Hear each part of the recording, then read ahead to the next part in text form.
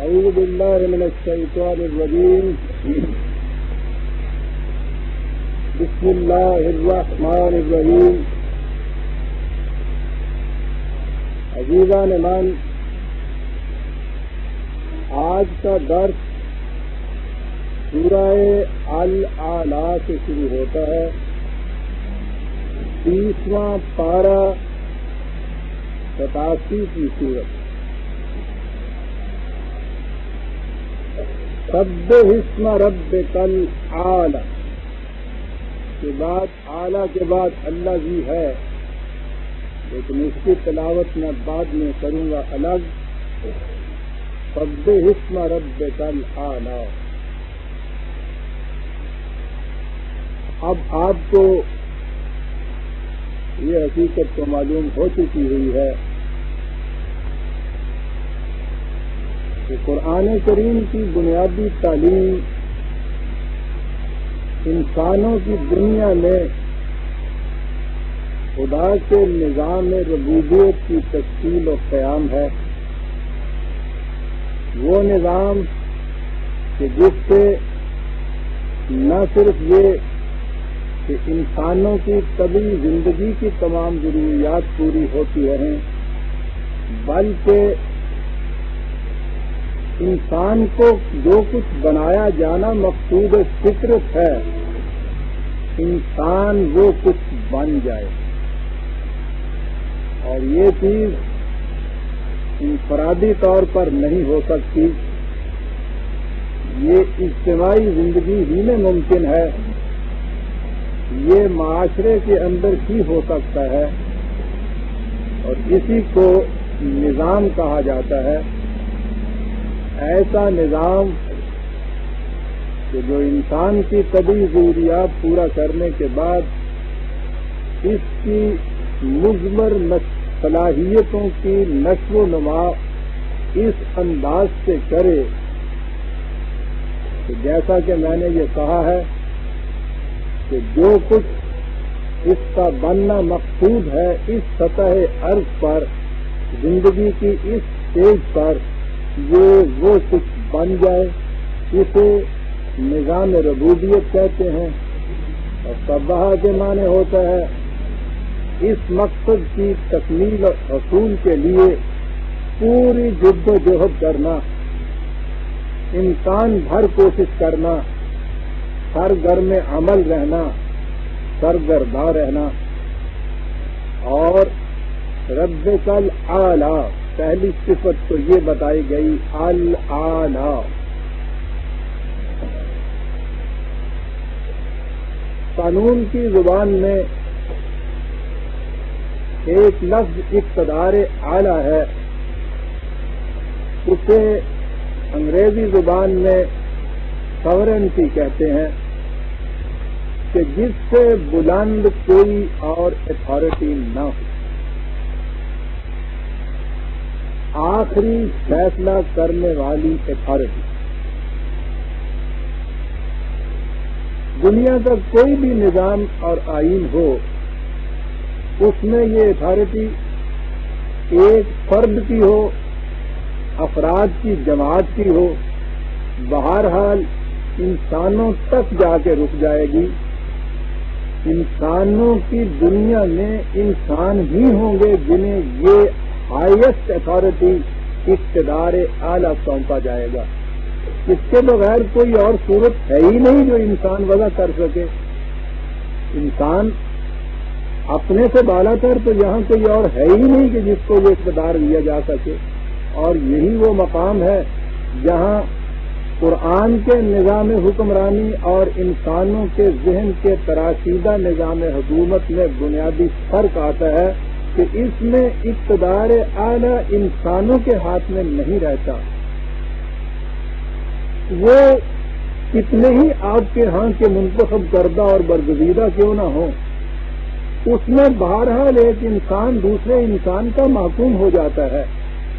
اور جو ہی کوئی ایک انسان دوسرے کا محکوم ہوا، احترام انسانیت ختم ہوا، اور احترام انسانیت کو جہاں کہیں ٹھیس لگی، انسانی ذات کی نشو و نما رک گئی. اور چونکہ مقصود ہی یہاں انسانی ذات کی نشو و نما ہے، اس لیے اس میں احترام انسانیت تو مقدم فریضہ پری ریکویزٹ کنڈیشن ہے، اور وہ اسی صورت میں ہو سکتا ہے کہ کوئی فرد نہ کسی دوسرے کا محتاج ہو، نہ کسی دوسرے کا معصوم ہو۔ تو معصومیت اسی صورت میں ظاہر ہو سکتی ہے کہ جب اقتدار اعلیٰ انسانوں سے اوپر کسی کے ہاتھ میں ہو، اور انسانوں سے اونچا تو خدا ہی ہو سکتا ہے، کوئی اور نہیں ہو سکتا۔ تو یہ وجہ ہے کہ قرآن نے اپنے نظام کے اندر اقتدار اعلیٰ خدا کو دیا ہے، انسانوں کو نہیں دیا۔ لیکن خدا خود آ کر تو پریزیڈنٹ کی کرسی پہ نہیں بیٹھ سکتا، اس کے اقتدار اعلیٰ کے معنی کیا ہوں گے؟ عملاً وہ کیسے ایکسرسائز ہوگا؟ یہ کوئی نظریاتی بات تو ہے نہیں، محض عقیدے کی چیز تو ہے نہیں کہ ہم نے یہ مان لیا کہ ہاں صاحب اقتدار اعلیٰ خدا کا ہے، اور اس کے بعد پھر جو کچھ نظام ہمارے ہاں چلتے ہیں وہ چلاتے چلے جائیں۔ وہ تو عملی شکل دیتا ہے، اور عملی شکل اس کی یہ ہے کہ اس نے اپنے ان قوانین اور آئین کو وحی کے ذریعے سے نازل کر کے اس کتاب کے اندر محفوظ کر دیا، اور اس کی حفاظت کا ذمہ خود لے لیا، اور اس کے بعد یہ کہہ دیا کہ من لم یحکم بما انزل اللہ فاولئک هم الکافرون۔ کافر و مومن کے اندر حد امتیاز یہ ہے کہ جو اس کے مطابق حکومت قائم کرتے ہیں وہ مومن کہلائیں گے، جو اس کے مطابق نہیں کرتے ہیں وہ کافر کہلائیں گے۔ یعنی اقتدار اعلیٰ اب خدا کا اقتدار اعلیٰ اس کے ضابطۂ آئین کے اتباع اور عطائف میں سمٹ کر رکھا گیا۔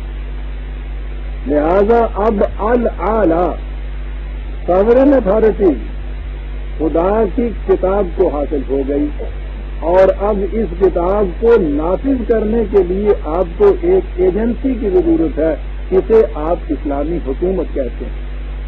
اسلامی حکومت اپنے قوانین دوسرے انسانوں سے نافذ کرتی، وہ خدا کے دیے ہوئے اصولوں کے مطابق، آئین کے مطابق ایک نظام متشکل کرتی ہے، اور اس کی عملی جزیات کا نفاذ کرتی ہے معاشرے کے اندر۔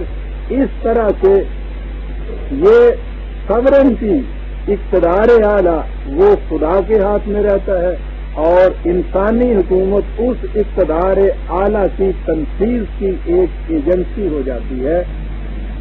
تو پہلی چیز تو یہاں یہ کہہ دی کہ مقصود ہے تمہارا خدا کے نظام ربوبیت کو عملاً متشکل کرنا۔ اس میں پہلی خصوصیت یہ ہوگی کہ الاعلیٰ وہی رہے گا، اقتدار مطلق اس کے ہاتھ میں ہوگا۔ اب اس کے بعد اس خدا کی چار صفات کہیے یا اس کے پروگرام کی چار کڑیاں کہیے، اور عزیزان مان یقین مانیے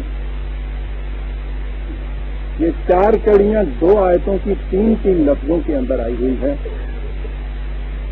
اور میں پوری ذمہ داری سے یہ عرض کر سکتا ہوں کہ اگر علم کی بارگاہ میں خدا کے متعلق صرف یہ 6 لفظ قرآن کے آتے اور کچھ بھی نہ ہوتا، علم مجبور ہو جاتا اپنا سر جھکانے کے اوپر کہ یہ کسی انسان کا کلام نہیں ہو سکتا۔ اور یہ بھی پوری ذمہ داری سے عرض کر دوں کہ انسانوں کی تصنیفات تو ایک طرف رہی، دنیا مذاہب میں جن کتابوں کو خدا کی طرف آج منسوب کیا جاتا ہے، کوئی ایک کتاب نہیں ہے جس میں خدا کے متعلق یہ 4 چیزیں کہیں کہی گئی، اور چیزیں یہ وہ کہی گئی ہیں کہ 1400 سال پیشتر تو ایک طرف، 200-250 سال پہلے کا انسان بھی یہاں تک نہیں پہنچ سکا تھا۔ پہلی دفعہ انسان کے ذہن میں جو یہ بجلی کی سی چمک ذرا پیدا ہوئی، یہ 18ویں صدی کی بات ہے۔ ابھی میں عرض کرتا ہوں کہ کیا چیزیں قرآن ان 4 لفظوں میں کہہ گیا ہے۔ 4 میں نے اس لیے کہا کہ 2 تو اس میں اللہ زی آتا ہے، یعنی وہ ذات، وہ خدا اور باقی 4 رہ جاتے ہیں. سنیے کیا کہتا ہے. اللہ جی خلق فسوى والذی قدر فہدی.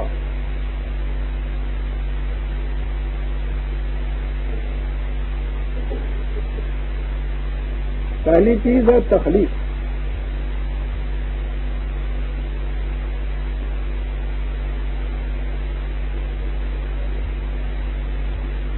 عربی زبان کی وسعت، پھر قرآن کا انتخاب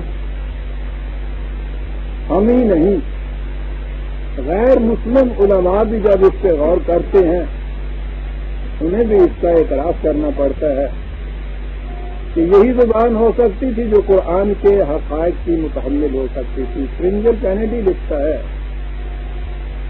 کہ ہماری زبان حالانکہ انگریزی زبان خاصی منجی ہوئی زبان ہے، اچھی خاصی وسعت اس میں آ چکی ہوئی ہے، تو کہتا ہے کہ ہماری کوتا دامنی دیتی ہے کہ ہمارے ہاں تخلیق کے لیے ایک ہی لفظ کریشن ہے، لیکن وہ کہتا ہے کہ کس قدر وہ قسمت ہے یہ قوم کہ جس قوم میں اس کے لیے 2 لفظ امر اور خلق کے موجود ہیں. اور وہ کہتا یہ ہے کہ اب جب ہمارے ہاں لفظ ہی ایک ہے کریشن، تو میں یہ بتاؤں کہ یہ دوسری چیز کیا ہے. قرآن کریم نے تخلیق کے سلسلے میں ایک چیز تو کہی، فاطر السماوات والارض یا بدیع السماوات والارض. وہ جو کسی شے کو عدم سے وجود میں لائے، نان ایگزسٹنٹ کو ایگزسٹنٹ کرے.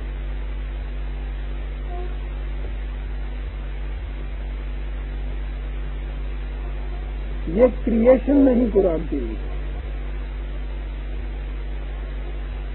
اس کا ترجمہ اوریجینیٹر کیا گیا ہے انگریزی زبان میں.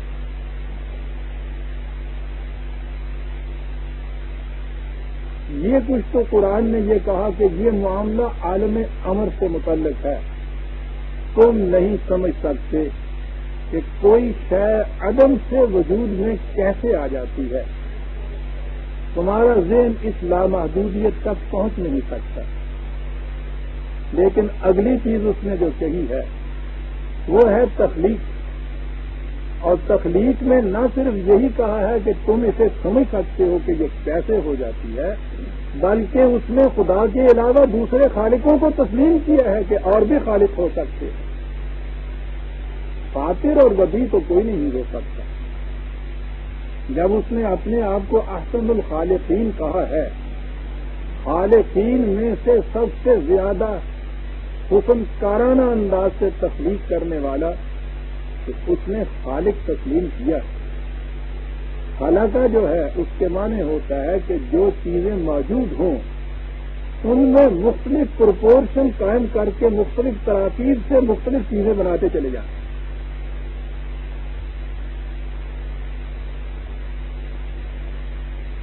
پہلی چیز اس نے یہ کہی ہے کہ اس کی صفت بنیادی یہ ہے خلقہ. فاطر تو وہ تھا، وہ ان تمام اشیاء کا جو اولی حیولہ جسے آپ کہتے ہیں، نیوکلس جسے آپ کہتے ہیں، وہ ابتدائی مادہ جس سے آگے چیزوں نے بننا ہے، وہ اس کو تو لے آیا ہے اپنی صفت فاطریت کے ماتحت. وہ تو وجود میں آ گئی. اب اس کے بعد وہ جو اشیاء وجود میں آئی ہیں ان سے اب آگے یہ مختلف چیزیں ان میں نئی نئی تراکیب سے، نئے نئے تناسب اور توازن سے نئی نئی چیزیں بناتے چلے جانا، یہ چیز ہے خلق. چلیے یہ چیز اس نے یہ شروع کی بنانا. اس کے بعد تخلیق کے متعلق میں نے ابھی عرض کیا تھا نا کہ 200 سال پہلے کی بات ہے، اس سے پہلے ذہن انسانی میں یہ بات ہی نہیں آئی تھی۔ 18ویں صدی تک عوام نہیں، مغرب کے بڑے بڑے سائنٹسٹ، بایولوجسٹ، لیوناس جیسے، ان کا بھی عقیدہ یہ تھا کہ اس صفحہ ارض پر جو شے جس شکل میں آج موجود ہے، اسی شکل میں اسی طرح شروع میں خدا نے وہ بنا دی۔ مذہبی طبقہ تو یہ کہتا تھا کہ وہ حضرت نوح کی کشتی کے اندر ایک ایک جوڑا جو رکھ دیا گیا تھا، اس کے بعد ساری دنیا میں جو کچھ موجود ہے وہ جو جوڑے تھے انہی سے آگے یہ سارا سلسلہ چلا۔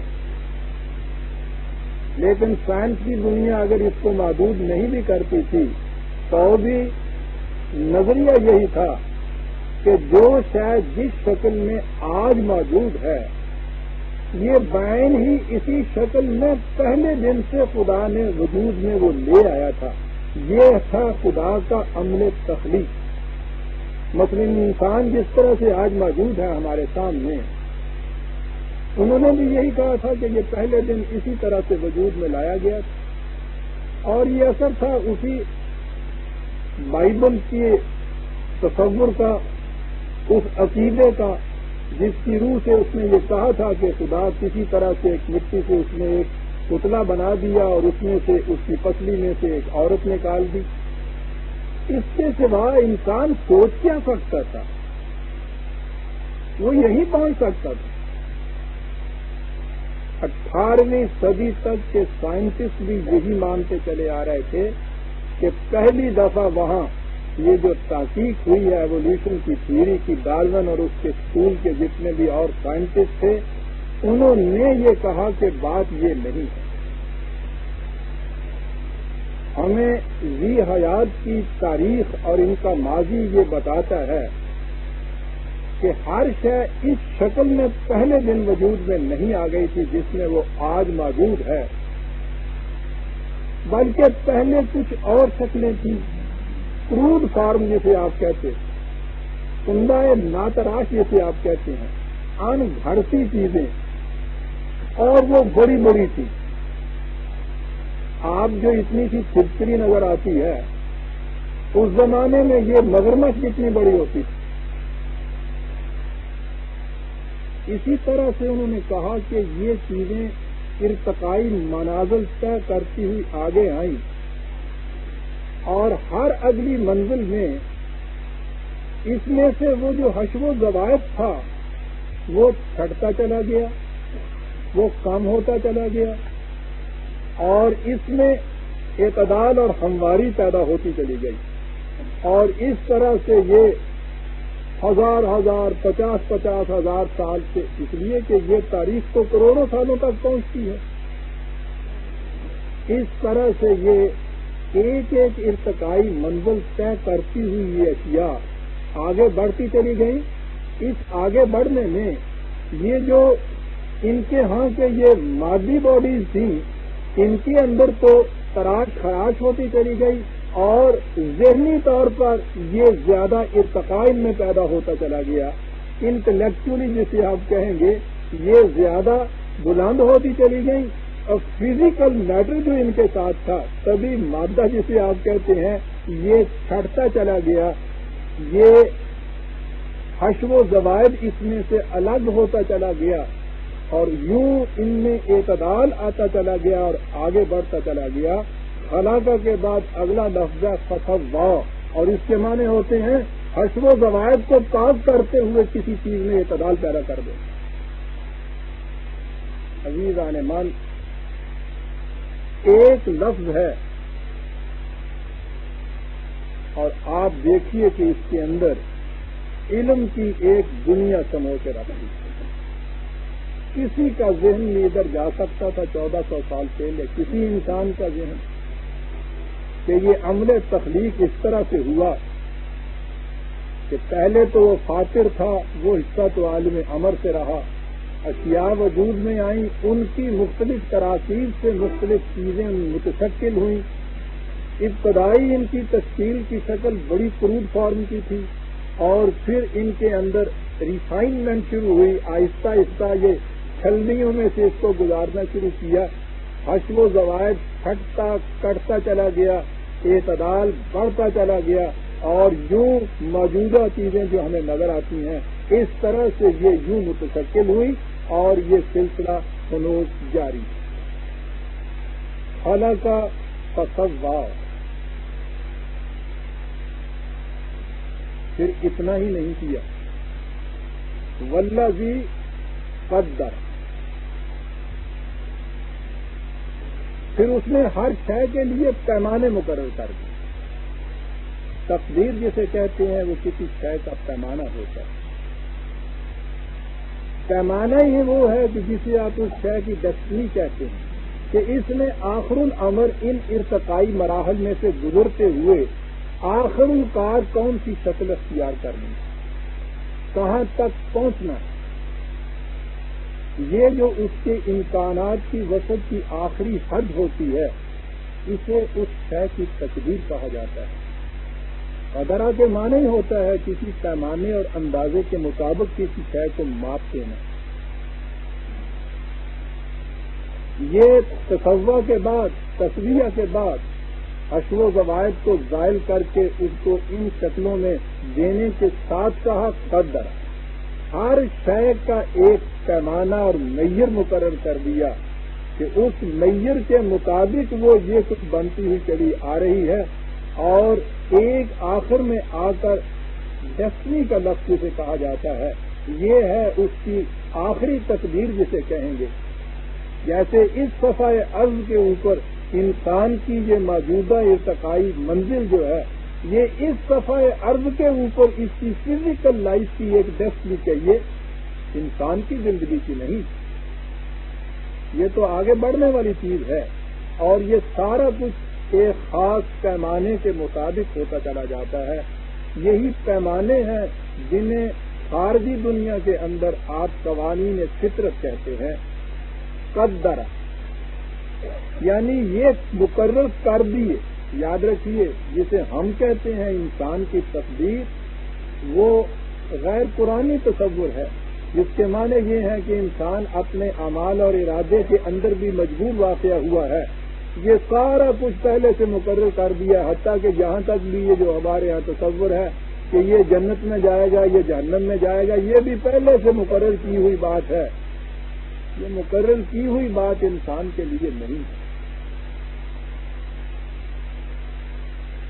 جو تقدیر ہے وہ یہ کہ وہ قوانین جن کے مطابق یہ وہ کچھ بنتا چلا جاتا ہے انسان جو کچھ اس میں بننا ہے، اور وہ اس کی آخری منزل کہ جس تک اس نے اس سطح ارض کے اوپر پہنچنا ہے اسے اس کی تقدیر کہیں گے۔ یہ امکان ہے اس کے بننے کا، جو بھی اس امکان کو حاصل کرنا چاہے وہ کوشش کرے، اس کے مطابق کام کرے، وہ جو کچھ بن جائے گا وہ یہ کچھ حاصل نہیں کرے گا، ضائع ہو جائے گا۔ یعنی اسے وہ کچھ خود قدرت نہیں بناتی، بننا اس میں خود ہے، لیکن بنے گا یہ ان پیمانوں کے مطابق۔ بیمار کا علاج دوائیوں سے ہوتا ہے، دوائیاں بوتلوں میں بند ہوئی اسے شفا نہیں دیتی، ان کا استعمال اس میں خود کرنا ہوتا ہے۔ استعمال کرے گا اس قانون کے مطابق اس کی تقدیر بدل جائے گی، شفا حاصل ہو جائے گی۔ علاج نہیں کرے گا یہ خود مریض رہے گا، اس کے بعد یہ مر جائے گا۔ یہ اس کے اختیار و ارادے کی بات ہے، آج خود فطرت اس کے لیے یہ کچھ نہیں کرے گی۔ اور یہ چیز اگلے ہی لفظ کے اندر طے کر دی، قدر فقدا، ہر شے کے اندر یہ چیز رکھ دی کہ تم نے کون سے راستے پہ چلنا ہے کہ تم اپنی تقدیر تک پہنچ جاؤ۔ قرآن نے کہا ہے کہ کائنات کی ہر شے کے اندر اس نے وحی کر دی ہوئی، یہ وحی وہی خدا ہے، راستہ دکھا دینا اس سے۔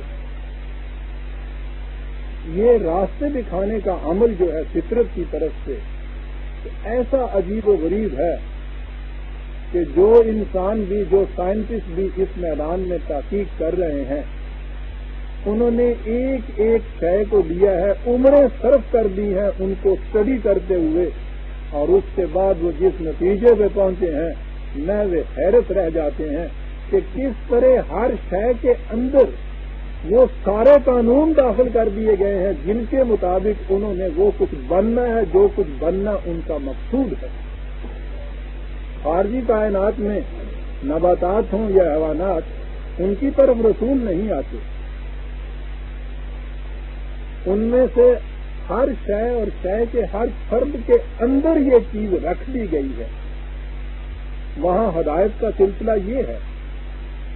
وہ جیسا کہ میں کہا کرتا ہوں، مرغی کے نیچے آپ کچھ انڈے رکھیے، مخلوق مرغی کے بھی، بطخ کے بھی، وہ اس کو سے گی، اس میں سے جس دن بچے نکلیں گے، وہ بچے آنکھ کھولتے ہی بطخ کے بچے بھاگ کے پانی کی طرف چلے جائیں گے، مرغی کے بچوں کو آپ گھیر کے بھی پانی کی طرف لائیں گے تو وہ لوٹ کر کشتی کی طرف چلے جائیں گے۔ کون سے رسول نے ان کو یہ تبلیغ کی؟ کون سے استاد نے ان کو یہ سکھایا؟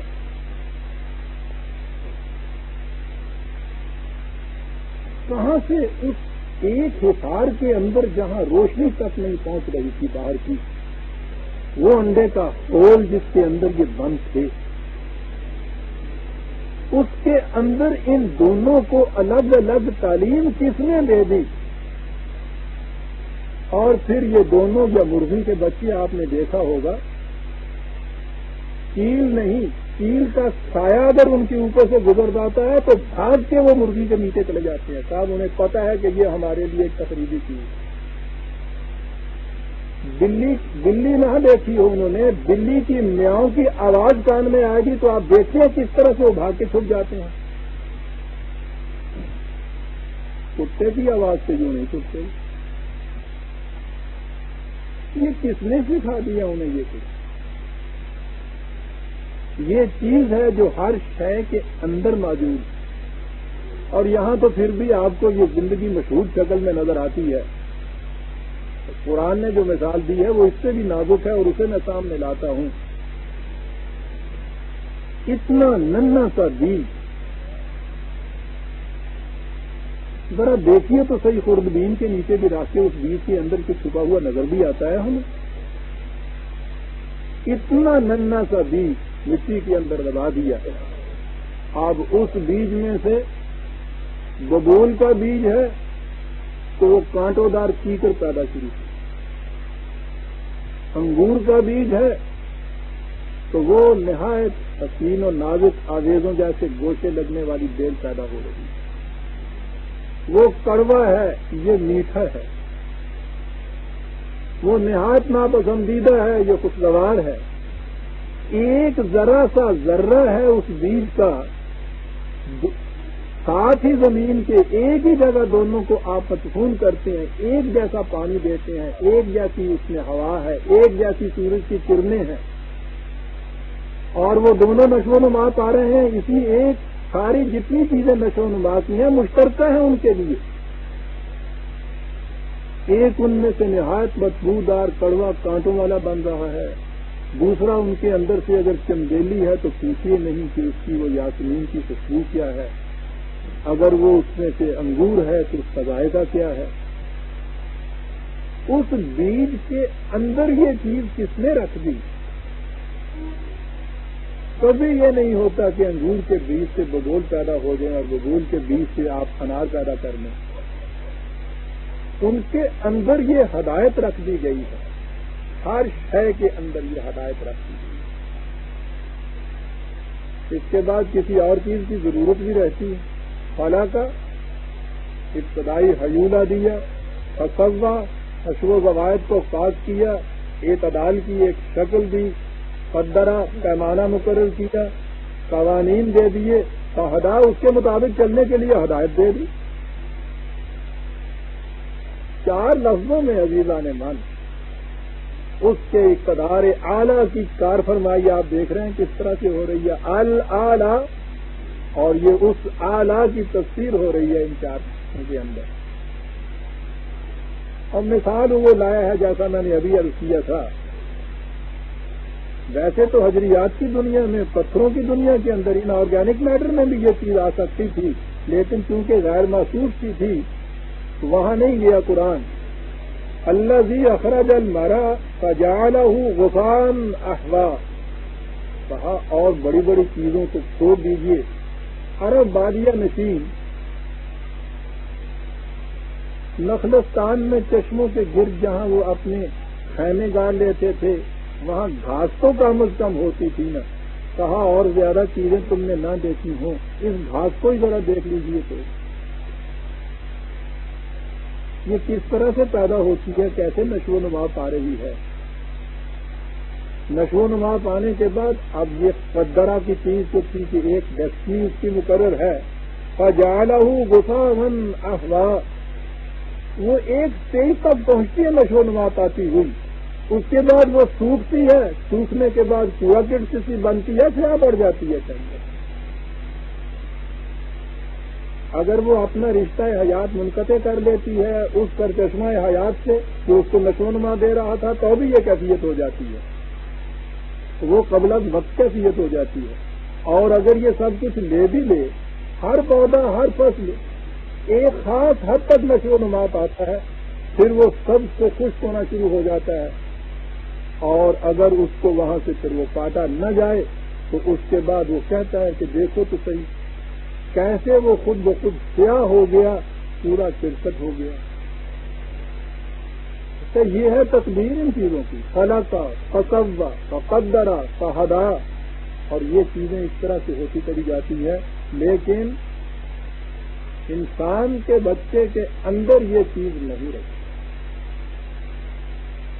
جہاں تک اس کی طبعی زندگی کا تعلق ہے اسے تو چھوڑ دیجیے، لیکن اس نے تو انسانی سطح کے اوپر زندگی بسر کرنی ہے.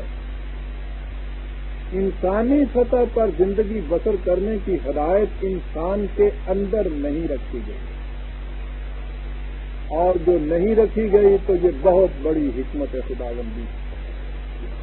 بڑے غور سے سننے کی چیزیں عزیزان ایمان، پتہ نہیں زندگی میں دوبارہ یہ وقت آئیں یا نہیں.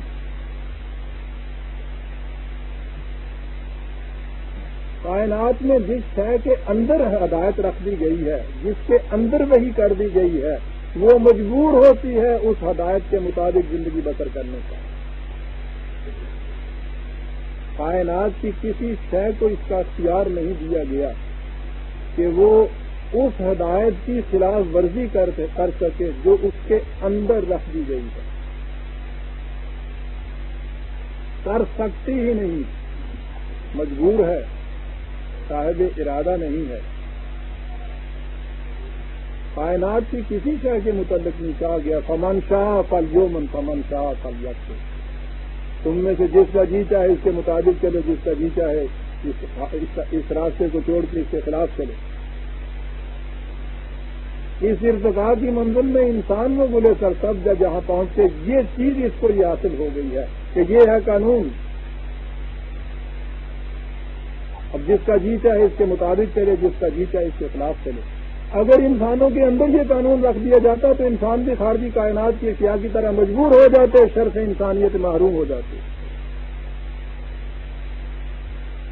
یہ اس کا اختیار و ارادہ ہی تو ہے جس نے اسے اس کائنات میں سب سے زیادہ اعلیٰ مقام کے اوپر کھڑا کر دیا.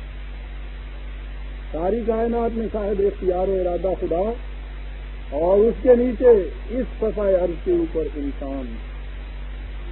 اور یہ اسی لیے ہے کہ اس کے اندر نہیں یہ چیز رکھ دی گئی. پھر یہ کیسے ملے گی؟ خدا کی طرف سے وحی کے ذریعے ایک فرد کا وہ انتخاب کرتا تھا، اس کی طرف یہ وحی بھیجتا تھا. اس کی یہ پیدا کردہ تخلیق نہیں تھی، خدا کی طرف سے نازل کردہ وحی تھی. وہ اسے دوسرے انسانوں تک پہنچاتا. یہ جتنے قوانین اشیاء کے اندر ودیت کر کے رکھ دیے گئے وہ ایسے محفوظ ہیں کہ کوئی خارجی اثر ان کے اوپر اثر انداز ہو ہی نہیں سکتا. یہ جو وحی دی گئی تھی اسے بھی اس قسم کا ہونا چاہیے تھا کہ اس کے اندر سے نہ تو کوئی چیز بھلائی جا سکے، نہ اس میں سے کوئی چیز ترک کی جا سکے، نہ اس میں کسی چیز کی آمیزش ہو سکے. جبھی اس کو حق حاصل تھا نا قانون بننے کا. قانون میں اگر کوئی غیر چیز کی آمیزش ہو جائے تو وہ قانون رہتا ہی نہیں ہے. اس قانون کو، اس ہدایت کو اس قسم کا ہونا چاہیے تھا. کہا انسانوں کی طرف یہی ہدایت کا جو سلسلہ تھا، فہدا کا تنک ریو کا فلا تنسا. یہ چیز اے رسول ہم نے تمہیں دی ہے. اب یہ جو لفظ ہے نا سیرت جسے ہم کہتے ہیں، کرا جہاں سے لفظ ہے، قرآن جہاں سے یہ لفظ بنا، معنی عام اس کے پڑھنا کیا جاتا ہے. اس کے بنیادی معنی پڑھنے کے نہیں ہوتے. اس کے معنی ہوتے ہیں کسی شے کو جمع کر کے محفوظ کر دینے.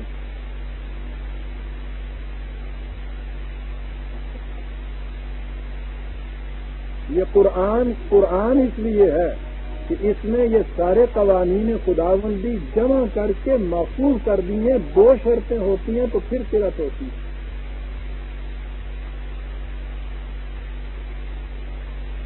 تنوکرے کا یہ وہی یہ ہدایت جو انسانوں کے لیے ہے. یہ اے رسول ہم تمہیں دے رہے ہیں. پہلی چیز تو یہ کہ اس کو ہم جمع کریں گے. وہ ہمارے ہاں جو تاریخی روایات آ رہی ہیں کہ رسول اللہ صلی اللہ علیہ وسلم بھی اس ساری وحی کو اسی طرح سے منتشر طور پر دے کے چلے گئے. بکھری ہوئی تھی کھجوروں کے پتوں پہ، ہڈیوں پر، ٹھیکریوں پر. پھر رسول اللہ کے بعد ان کی ڈھونڈیاں پڑی، تلاش ہونی شروع ہو گئی. وہ لمبا قصہ ہے، آپ کو معلوم ہے، کب تک دہرائے چلے جاؤں. کچھ ملا کچھ نہ ملا. بعض آیات ایسی تھیں کہ جو کھجور کے پتوں پہ لکھی ہوئی تھی اسے حضرت عائشہ کی بکری کھا گئی، معاذ اللہ.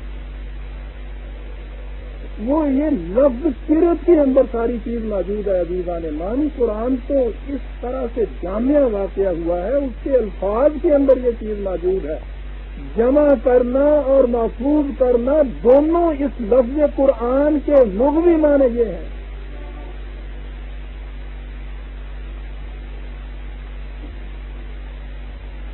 جو جمع اور محفوظ نہ ہو اسے قرآن کہا ہی نہیں جا سکتا، اس کی قرت ہو ہی نہیں سکتی. سنوپریت ہم جمع کریں گے، ہم محفوظ کریں گے اسے. فلا تنسا، اس کا نتیجہ یہ ہوگا تنسا. نسیہ کے معنی ہوتے ہیں کسی چیز کو ترک کر دینا، اور بھلا دینے کے معنوں میں بھی یہ بعد میں استعمال ہوا ہے. یہ لفظ نسیان جسے آپ کہتے ہیں، بنیادی طور پر اس کے معنی ہوتے ہیں کسی چیز کو ترک کر دینا. لیکن اس میں دونوں آ جائیں. ہم اس کو جمع کریں گے، ہم اس کو محفوظ کریں گے تیرے پاس، اور اس کی صورت یہ ہوگی کہ تو نہ اس میں سے کوئی بلا سکے گا نہ کچھ ترک کر سکے گا. قرآن بتا رہا ہے یہ نہ بھلایا گیا نہ ترک کیا گیا، خدا جمع کر رہا ہے. اور خدا نے جمع کرنے کے بعد انا نحن نزلنا الذکر و انا لہ لحافظون، اتنی بڑی شہادت دی. ہم اس کو نازل کر رہے ہیں، ہم اس کے محافظ ہیں. حافظون کہہ دیا، یعنی سیدھا یہاں آپ دیکھتے ہیں فاعلون کا استعمال کیا قرآن نے. کبھی جا کر کرنے والا نہیں. اس کے معنی ہوتے ہیں ہم اس وقت یہ کر رہے ہیں اور کرتے چلے جائیں گے. اس کی حفاظت کا ذمہ اس نے لیا یہ. لیکن گنجائشیں نکالنے والے بھی ہم نے خود. وہ تو آپ کو معلوم ہے نا، ادھر سے ہمارے ہاں قانون بانٹتا ہے انسانوں کا، اور قانون شکن اسی وقت سوچ لیتے ہیں کہ اس میں سے نکلنے کا راستہ کون سا ہے.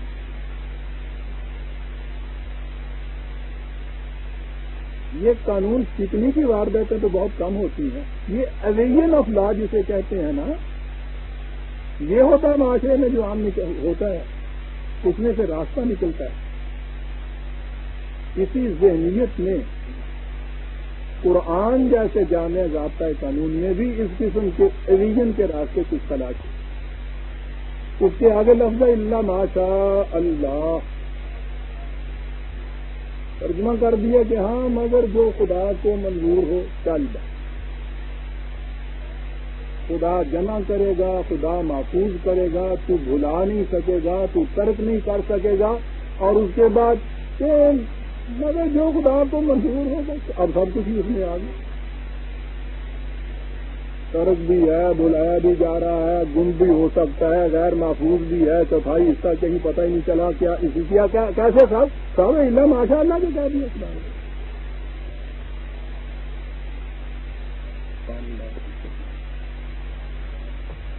اللہ ماشاء اللہ۔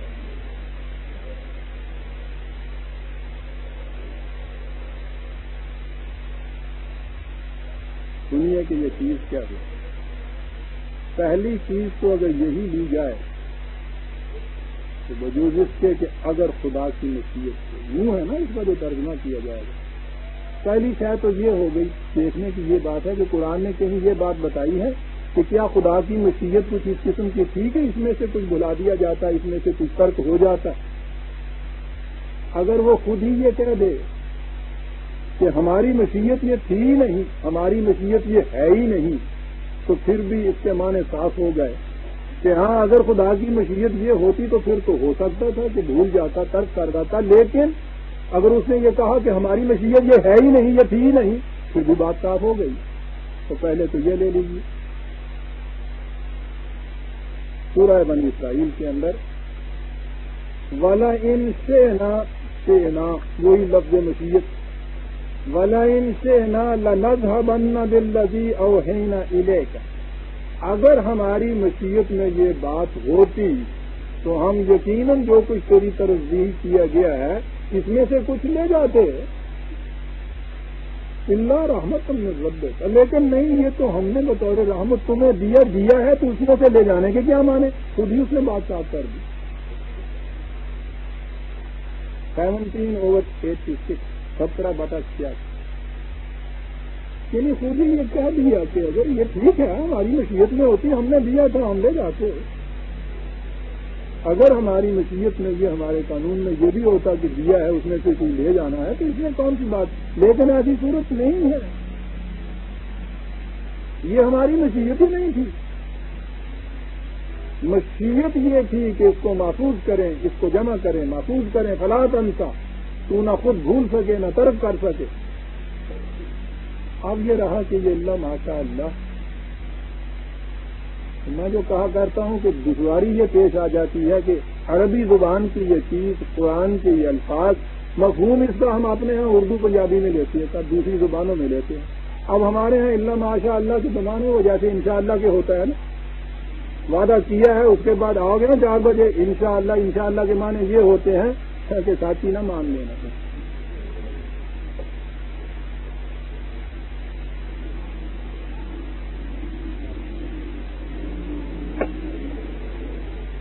یہ ہمارے یہاں اسی وقت بے تکلف دوست کہہ دیتا ہے کہ بھائی یہ انشاءاللہ تمہاری بات چھوڑو، تم ایمان سے کہو آؤ گے یا نہیں، یعنی اسی وقت پتا ہوتا ہے کہ اس نے جو ساتھ کہہ دیا انشاءاللہ تو ابھی سے اس کے دل میں چور ہے۔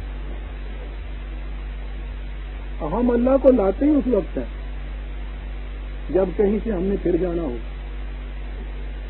جب کوئی اور چیز کام نہ دے تو اس وقت اسے استعمال کرتے ہیں۔ قرآن نے یہ کہا ہے کہ ان لوگوں کو دیکھو کہ یہ خدا پہ جو ایمان لاتے ہیں تو انہوں نے خدا کو زہرا بنا رکھا ہے۔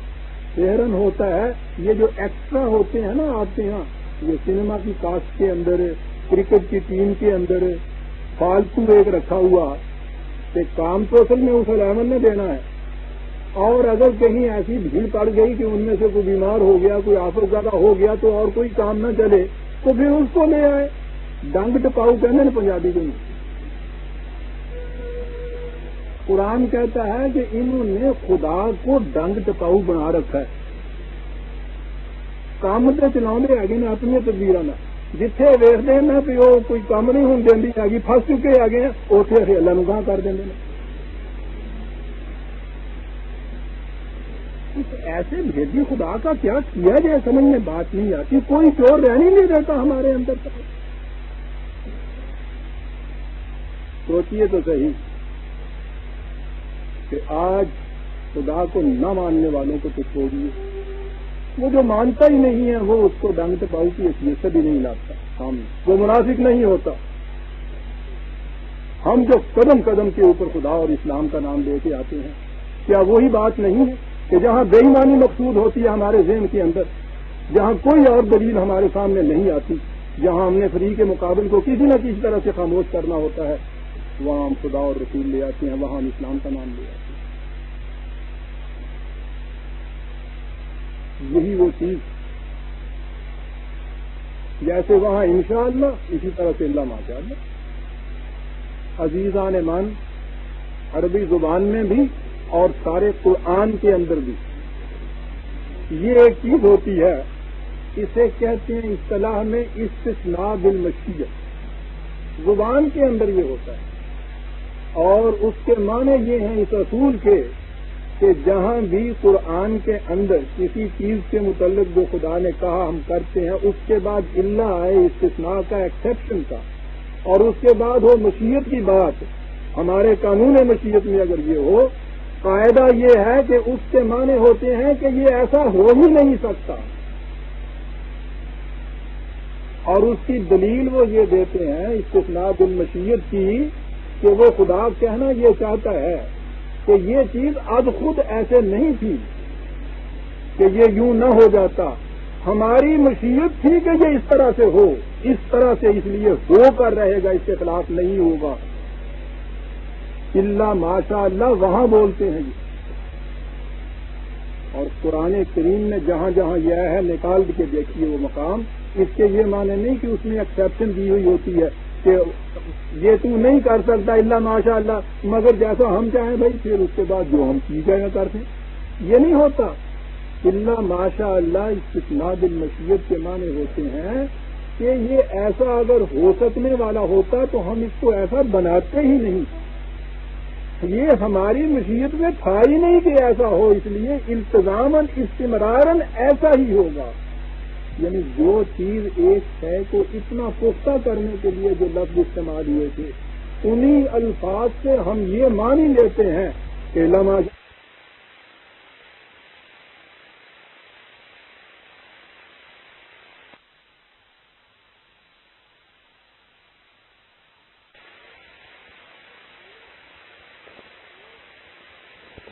اللہ کی مرضی ہے اس میں سے. اب اس کی مرضی تھی, اس نے اتنا قرآن دیا, اس میں سے اتنا نکال کے لے گیا, وہ قرآن وہ آتے لے گئے, پورے سے ربڑ رکھا گیا ہوں. مینا سزد خدا اللہ ماشاء اللہ. اگر وہ ہونا ہوتا تو ہم ایسا کرتے ہی نہیں. تم جانتے ہی نہیں ہماری مشیت کیا ہوتی ہے. مشیت ہمارے ہاں کی معاذ اللہ مہاراج رنجیت سنگھ دے حکم نہیں ہوں ہے, کدی یوں کرتا کدی یوں کر دیتا. مشیت تو خدا کے اس قانون کا نام ہے جو عالم امر کے اندر بنتا ہے. وہی قانون جو عالم خلق میں آ جاتا ہے اسے وہ سنت کہتا ہے اپنی.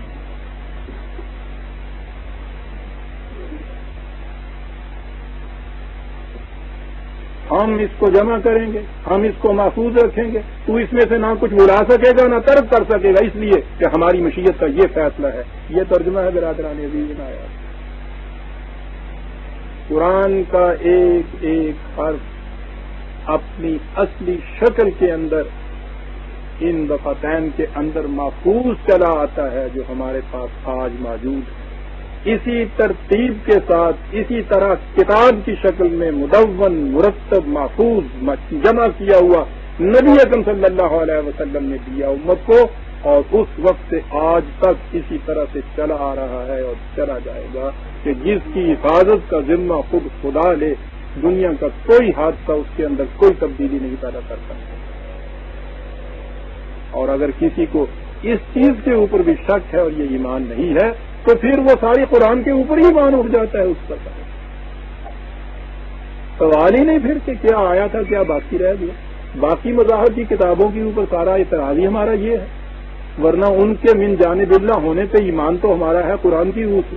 وہ ایمان یہ ہے کہ وہ اپنے نبی کے اوپر تو صحیح اپنے اصلی شکل میں اتری تھی، اس کے بعد وہ اس شکل میں محفوظ نہیں رہی، جبھی تو اس دوسری کتاب کی ضرورت پڑی. اور اگر اس کے متعلق بھی یہ ہمارا ایمان ہو کہ یہ بھی وہ اوریجنل جو تھی وہ نہیں رہی، تو ان کے ہاں تو پھر بھی گنجائش تھی کہ وہ اس سے اپنے نبی کے بعد ایک دوسرے نبی کے آنے کا انتظار کرتے تھے. وہ کہتے تھے کہ اگر نہیں رہی تو خیر چند دن کی بات ہے، ایک اور رسول نبی آنے والا ہے، وہ آ کے اس کو پورا کر دے گا. آپ سوچئے کہ آپ کہاں کے رہے. عقیدہ یہ کہ وہ کتاب اصلی موجود نہیں رہی، دوسرا عقیدہ یہ کہ نبی اب کوئی آنا نہیں ہے. آپ لوگ تو ان سے بھی کیا گزرے ہوگا. ختم نبوت کے معنی یہ تھے کہ جو کچھ خدا نے انسانوں کی ہدایت کے لیے بھیجنا تھا، ایک تو یہ کہ مکمل ہوتا، تمت کلمۃ رب کا صدقا وعدل، مکمل ہوتی وہ ہدایت، اس لیے کسی سپلیمنٹری کی ضرورت نہ پڑتی کسی آنے والے کی کہ وہ اضافہ اس میں کرے گا. پھر یہ ایسی اصولی ہوتی کہ زمانوں کے تبدیلی احوال سے اس کے اندر کسی تبدیلی کی ضرورت نہ پیش آتی. کہا لا مبدل لکلمات، کوئی اس میں تبدیلی نہیں کر سکے جاتا. مکمل ہو گئی، تبدیلی کی ضرورت نہیں. تیسری چیز یہ ہو سکتی تھی کہ تھی تو یہ ایسی، لیکن یہ اپنی اصلی شکل میں رہی نہیں. کہا کہ نحن لہ حافظون، انا لہ لحافظون، ہم اس کی محافظت کرنے والے. مکمل، غیر متبدل، محافظ خود خدا اس کا. جب یہ چیز ہو جائے تو اس کے بعد آپ سوچئے لاجیکل اس کا کانسیکوینس یہ ہے، منطقی نتیجہ یہ ہے کہ نبوت ختم ہو جائے.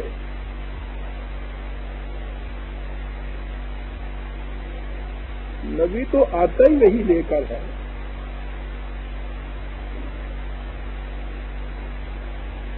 لیکن اب اس کا کیا علاج کے ساتھ وہ نبی ایک ڈیفینیشن ہی ایک اور بدل دے کہ جی وہ نبی تو آتا ہے وہی نہیں لاتا. وہ جو میں کہتا ہوں کہ چٹھی رسان تو آتا ہے، چٹھی نہیں لاتا. تو تمہیں پتا نا اس طرح نہ چٹھی رسان کے دعا آدھے ہوں عید والے دن آدھے ہوں.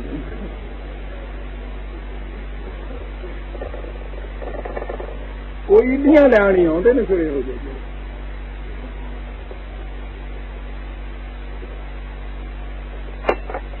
اللہ ماشاء اللہ، خدا کی مشیت میں یہ ہم جمع کریں گے، ہم محفوظ کریں گے. تو نہیں بلا سکے گا، تو نہیں طرف کر سکے گا. کیا بات ہے، کس انداز. اگر ایسا ہو سکنا ہوتا تو ہماری مشیت کچھ اور کرتی. اللہ ماشاء اللہ، ہماری مشیت یہ تھی کہ ایسا نہیں ہو سکے گا. دیا کہے کے لیے یہ انہو یعلم الجہر وما یخفی. ایک تو انسان کی وہ خصوصیات ہیں، اس کی وہ صلاحیتیں ہیں جو سامنے ہیں. کبھی زندگی کی وہ ساری سامنے ہوتی. کہا کچھ اس کی ایسے بھی امکانات ہیں، پوٹینشیلٹیز ہیں جو چھپی ہوئی ہیں، جو مضمر ہیں، مشہود ہو کے سامنے نہیں آئی. پیدائش کے ساتھ ہی یہ نہیں ہوا، وہ انڈیولپڈ ہیں، ان کی ڈیولپمنٹ کی ضرورت ہے. یہ انسان کی وہ صلاحیتیں جو یکفا ہیں، جو مضمر ہیں، انڈیولپڈ ہیں، چھپی ہوئی ہیں، پوٹینٹ فارم کے اندر ہیں، لیٹنٹ ہیں، ان کو ایکچوئلائز کرنا بھی ہمارے پروگرام میں تھا. ان صلاحیتوں کی نشو و نما کے لیے جو قانون دینا تھا وہ ہے قرآن کے اندر جو ہم نے دیا تھا. ورنہ جو جہرا ہے اس کے لیے تو ضرورت ہی نہیں تھی قانون کی.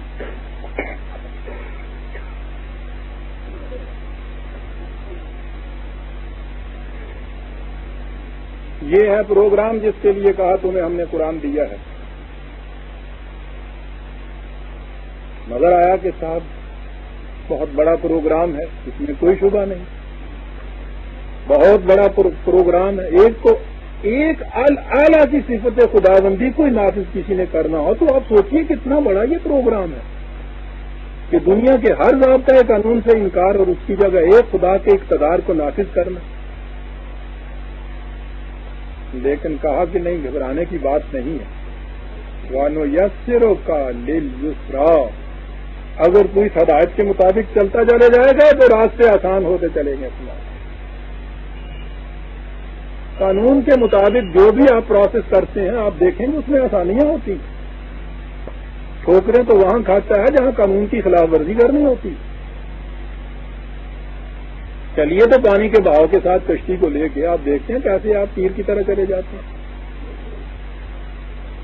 وہ تو چڑھتے پانی کو جاتے وقت دشواریاں پیش آتی ہیں. اس لیے اس ہدایت کے مطابق تو چلتا جائے گا، بڑی آسانیاں ہوتی جائیں گی، اور اس میں کرنے کا کام ایک ہی ہے، فذکر، اس قانون کو عام کرتا چلا جائے. اور عزیزان من آگے ایک بات یہی ہے، کیا بتایا جائے. خدا کہنے والا ہے کتنی بڑی رہنمائی ہے ہم لوگوں کے لیے.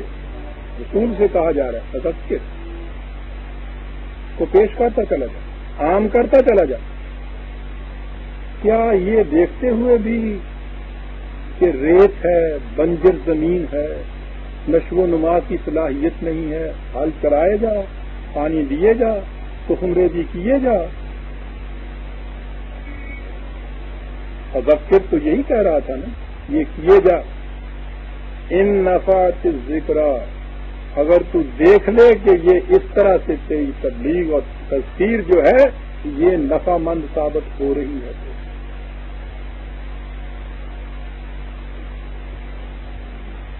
جب کسی مقام پہ کسی گروہ میں یہ دیکھے کہ وہاں کیفیت یہ ہو رہی ہے کہ وہ اپنی خلت سے کام ہی نہیں لینا چاہتے.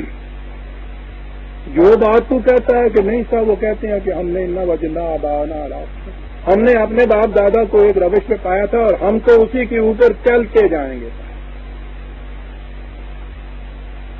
اس مقام پہ قرآن کہتا ہے، رسول سے یہ کہتا ہے کہ اب ان کو تم حسن کارانہ انداز سے چھوڑ کے الگ ہو جاؤ، اس لیے کہ یہ تو اسے نفع بخش ہو سکتا ہے. ہاں یک ذکر نہیں یک شاء، جو اس سے خوف کھاتا ہے کہ اگر میں نے قانون کی خلاف ورزی کی تو اس سے کتنی تباہیاں آ جائیں گی، وہ تو اس سے کچھ فائدہ حاصل کر سکتا ہے. عزیزان من، جو شخص ارادہ کر کے چلا ہو خودکشی کرنے کا اور جا رہا ہو ڈوبنے کے لیے، اسے جو آپ کہیں کہ آگے قدم نہ بڑھانا، پانی ڈوبو ہے، وہ کہے گا میں تو لگ گئی پھر میں ڈوبوں پانی. اس کے لیے دعائی دیتے پھرنا، بچ جا بچ جا. یک ذکر نہیں یک شاء، جو تباہی سے ڈرتا ہے، جو زندہ رہنا چاہتا ہے، تم ذرا مان کا نا ہے، یہ قرآن نے کہا ہے، تو اسی کو خطرات سے آگاہ کر سکتا ہے جو زندہ رہنا چاہتا ہے. خوشی کرنے والے کو کہنا سنکھیا مولک ہوتا ہے. وہ چاہتا ہو کہے گا اچھا جی تم نے یہ بتا دیا کہ کہیں یہ اڈلٹریٹڈ ہوتا تو میں کھا لیتا، مرتا ہی نہ. ہاں جی، سنکھیا بھی تو اب خالص نہیں ملتا نا، کہتے ہیں. وہ تو وہاں چیخ اٹھا تھا کہ ڈوبنے جاؤں تو دریا ملے پایاب مجھے، لیکن پایاب تو نظر تو آ جاتا تھا نا کہ یہاں نہیں ڈوب سکتا. لیکن کتنی دشواری اس کی تھی. یہاں آج ہوتا تو ٹکر مار کے مر جاتا کہ سنکھیا کھاؤں تو پتا چلے کہ صاحب مچھلی کی بنی تھی، اصل میں سنکھیا تھا ہی نہیں. جو خودکشی کرنے کے لیے جائے اس کو ڈرانے سے فائدہ کیا. کتنی عجیب چیز یہ کہہ دی، فذکر ان نفعت الذکریٰ. جب تو دیکھے کہ ہاں یہ چیز فائدہ دے رہی ہے، اثر پیدا کر رہی ہے، وقت تک کر. اور جب یہ دیکھے کہ اب یہ ماحول اتنا خشک ہو چکا ہے کہ اس کے اندر سے اب کوئی انسان باقی نہیں رہا، ان کے اندر سے انی ذاہبون اللہ، وہ کہہ کے اٹھ چل، میں چلا اپنے رب کی طرف. تو رب تو وہاں بھی تھا جہاں یہ بیٹھے ہوئے تھے. کہاں چلا رب کی طرف؟ اس فضا کی طرف میں چلا ہوں جس میں قبول صلاحیت ہے قبول کرنے کی. اس کے لیے مساج فضا کی طرف چلا جاتا ہے. اس وقت پھر یہ دائی جو ہوتا ہے وہ ساری عمر پاؤں توڑ کے وہی نہیں بیٹھا رہتا کہ صاحب میرا کام تو بس اس کو کہے چلے جانا ہے. اب ان کا کام ہے مانے نہ مانے سمجھ کہنا بھی کبچ میں تھوڑا جانا ہے. یہ بات نہیں. فذکر ان نفعت الذکر فیذکر من یخشی ویتجنبها الاشقی الذی یصلی النار الکبری. اور اس سے اعراض برتے گا منہ موڑے گا وہ کیا لفظ کہا ہے اشقا، وہ جو خود اپنے آج کو زندگی کی خوشگواریوں سے محروم رکھنا چاہتا ہے.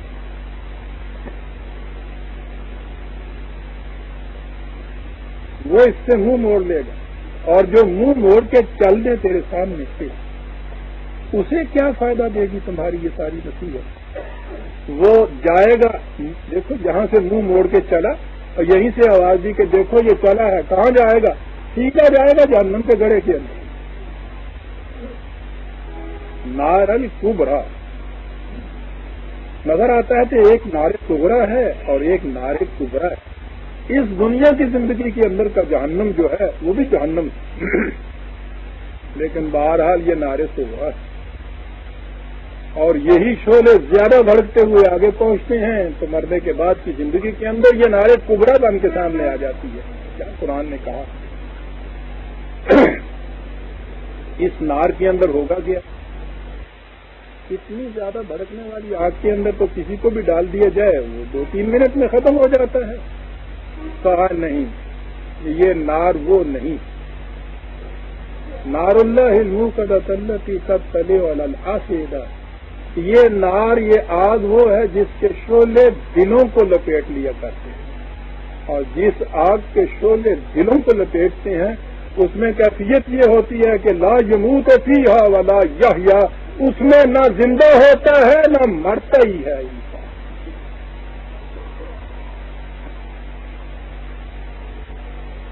آپ نے یہ سنا ہوگا کہ وہ جیل خانے کے اندر یا حوالات کے اندر قیدی نے خودکشی کرنے کی کوشش کی.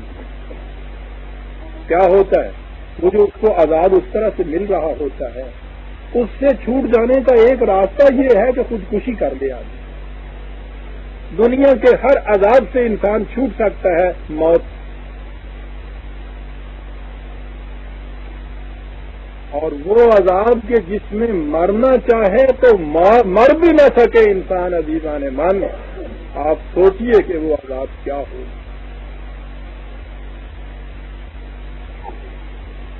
ہمارے ہاں تو 2 ہی اصطلاحیں تھیں، یا ایک مردہ ہوتا ہے یا زندہ ہوتا ہے. ذہن انسانی میں تیسری اصطلاح آ ہی نہیں سکتی. یہ تو وہ خدا ہی یہ کہہ سکتا تھا کہ ایک تیسری سٹیج پہ ہوتی ہے جس میں نہ مردہ ہوتا ہے نہ وہ زندہ ہوتا ہے.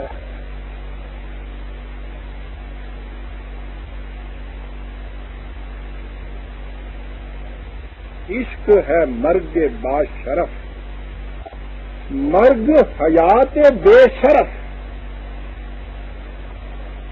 بے عزتی کی زندگی موت ہے.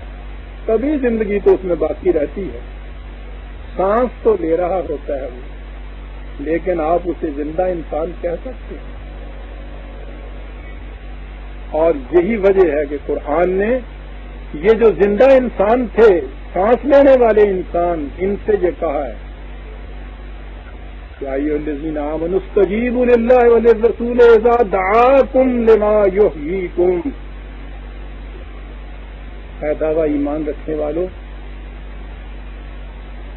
خدا اور رسول کی اس دعوت کے اوپر لبیک کہو جب وہ تمہیں بلائے اس چیز کی طرف جو تمہیں زندگی عطا کر دے.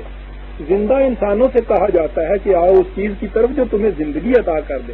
نظر آیا کہ قرآن کی روح سے یہ جسے ہم فزیکل لائف کہتے ہیں یہ حیوانی سطح کی زندگی ہے، انسانی زندگی یہ نہیں ہے. کیونکہ یہ تو زندوں سے کہا گیا ہے نا کہ آؤ اس کی طرف جو تمہیں زندگی عطا کر دے. انسانی سطح کی زندگی کچھ اور زندگی. تو جو یہاں کہا گیا ہے کہ پھر اس میں نہ موت ہوگی نہ زندگی ہوگی، تو معنی اس کے یہ ہے کہ فزیکل ڈیتھ تو اس کے اندر ہوگی نہیں، اور انسانی سطح کی زندگی جسے کہا جاتا ہے وہ زندگی بھی وہاں نہیں ہوگی۔ یہ ہے عزیزان من وہ جہنم جو اس دنیا میں بھی ہوتا ہے۔ اگلی آیت میں آتی ہے یہ بات کہ یہ ہوتا کیا ہے جہنم، اور اگلی زندگی میں تو جو ہوتا ہے وہ ہمارے سامنے ہے۔ لیکن اس کے برعکس قد افلح من تزکا، کیا بات کہہ رہے ہیں، وہاں کہا تھا نا ما یخفا، وہ صلاحیتیں جو پوشیدہ اور مضمر ہوتی ہیں، ان ڈیولپڈ ہوتی ہیں، انہیں ڈیولپ کرنے کے لیے قرآن کی رہنمائی کی ضرورت ہے۔ کہا قد افلح، کھیتی اس کی پروان چڑھتی ہے، الفاظ ہی وہ استعمال کرتا ہے۔ فلاحت کہتے ہی کھیتی کو ہے، فلاح کسان کو کہتے ہیں۔ کھیتی اسی کی پروان چڑھتی ہے، من تزکا، جو اپنی صلاحیتوں کی نشو و نما کر لیتا ہے۔ تزکیہ کے معنی ہوتا ہے ڈیولپ کر لینا ان نشو و نما کو۔ لیکن ایک تو تزکیہ نفس ہمارے ہاں بھی ہوتا ہے نا، آپ کو پتا ہے اس کا کیا ہوتا ہے، یعنی وہ کہتے ہیں نفس کو مار دو، اور تزکیہ ہوں دے رہے۔ بہرحال یہ بات دوسری طرف نکل جائے گی۔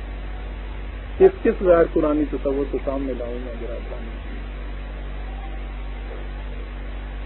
من تزکا، سکا کے معنی ہوتا ہے نشو و نما دینا، یہیں سے یہ آپ کے ہاں کا زکوٰۃ کا لفظ ہے۔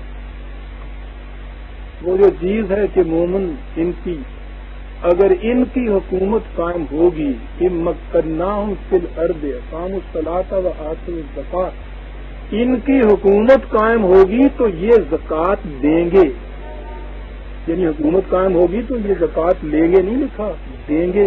یہ کیا چیز ہے؟ عالمگیر انسانیت کو سامان نشو و نما ہم پہنچائیں گے۔ ان کی حکومت کا مقصود یہ ہوگا، چھینیں گے نہیں، دیں گے۔ تزکا، جس نے اپنی صلاحیتوں کو نشو و نما دے دی، وذکر اسم ربہ، اور یہ کیسے ہوگا؟ خدا پر ایمان کے معنی کیا ہیں عزیزان ایمان؟ خدا کی ذات کے متعلق تو ہم ادراک ہی نہیں کر سکتے، اس کا ایسنس کیا ہے، خدا کیا ہے نہیں جان سکتے۔ اس نے اپنی جو صفات ہمیں بتائی ہیں وہ ذات کی مختلف فیسٹس ہیں، مختلف گوشے ہیں، مختلف پہلو ہیں، مختلف بیسک کیریکٹرسٹک ہیں ایک پرسنالٹی کے، اس پرسنالٹی کے دی موسٹ پرفیکٹ پرسنالٹی، مکمل ترین ذات کے مختلف شعبے، مختلف خصوصیات جسے صفات خداوندی یا اسماء کہتے ہیں۔ اس پر ایمان کے معنی یہ ہیں کہ اگر ہم نے یہ معلوم کرنا ہو کہ ہماری اپنی ذات کی نشو و نما ہو رہی ہے یا نہیں، تو اس کے لیے کوئی سٹینڈرڈ ہونا چاہیے نا، یعنی یوں ہی ہم اپنے ذہن میں یہ فرض کر لیں کہ ایسا ہو رہی ہے، سٹینڈرڈ ہونا چاہیے، اور سٹینڈرڈ سبجیکٹو نہیں ہونا چاہیے، ہمارا ذہنی نہیں ہونا چاہیے، اس سے تو ہم ہر وقت فریب کھا سکتے ہیں۔ وہ آبجیکٹو ہونا چاہیے، خارج میں کوئی ہونا چاہیے۔ صفات خداوندی وہ سٹینڈرڈ، وہ معیار ہے جس کے مطابق ہم پرکھ سکتے ہیں کہ ہماری ذات ویسی ہوتی چلی جاتی ہے یا نہیں۔ یہ حد بشریت کے اندر ویسی ہوتی چلی جائے گی، اسے قرب خداوندی کہتے ہیں۔ صفت خداوندی بطور معیار خارجی کے سامنے ہونی چاہیے۔ ورز کا رسم رب ہی، خدا کی صفات کو اپنے سامنے نمایاں طور سے رکھ، سطرہ کے معنی ہوتا ہے ابھار کے کسی چیز کو اپنے سامنے رکھ، یہ رکھو، پھر اس کے بعد فصلا، جس کا ترجمہ صرف ہمارے ہاں کیا کیا گیا کہ نماز پڑھ۔ جیسا کہ میں نے عرض کیا ہے یہ صلاۃ کے اجتماعات نہایت ضروری ہیں، لیکن یہ محدود یہیں تک نہیں ہے صلاح۔ یہاں تو آپ دیکھیے کتنی بڑی چیز قرآن کہہ گیا، صفات خداوندی کو اپنے سامنے بطور معیار کے رکھ، اور اس لفظ کا لغوی معنی ہے فصلا کے معنی، پھر اس کے پیچھے پیچھے چلتا جائے۔ آپ دیکھ رہے ہیں کتنا صاف کر جاتا ہے قرآن۔ دوسری جگہ تولا کے مقابل میں قرآن لایا ہے نا یہ لفظ. تولا کے معنی ہوتا ہے گریز کی راہ نکالنے. ادھر ادھر نہ پھر بھاگتا پھر اللہ اس کے پیچھے پیچھے چلتا جا. لیکن ایک ہی اس میں خطرناک گھاٹی آتی ہے. بل تو سرون الحیات دنیا والآخرۃ خیر وابقیٰ. ہوتا یہ ہے کہ دنیاوی زندگی کے کچھ مفاد سامنے آتے ہیں, دوسری طرف ایک مستقل قدر آتی ہے جس کو آپ صفت خداوندی کہتے ہیں. اس کا تقاضا ہوتا ہے کہ کسی نہ کسی قدر سے سمیٹ لے. اس کا تقاضا ہوتا ہے کہ نہیں, اس مستقل قدر کو ہاتھ سے نہ جانے. یہاں آ کے دونوں میں کلیش ہوتا ہے, ایک کائی پڑتی ہے.